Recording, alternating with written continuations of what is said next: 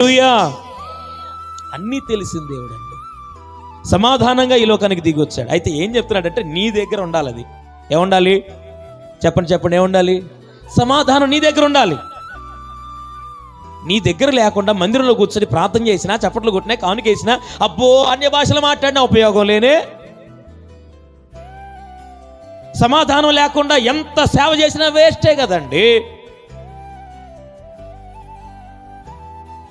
మనం దేవుని పిల్లలమా కాదా? చెప్పాలి. దేవుని పిల్లలమా కాదా?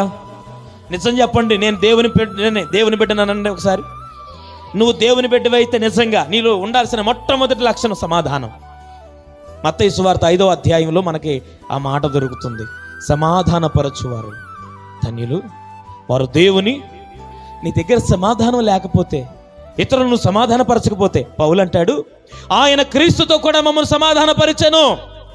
ఇప్పుడు ఆ సమాధానపరచు పరిచర్యను దేవుడు మాకు అప్పగించాడు. యాజక సేవ చేసే ముందు మనం సమాధానము అనే ఆత్మ సంబంధమైన బలి దేవునికి అర్పించుదుము గాక. హల్లెలూయా.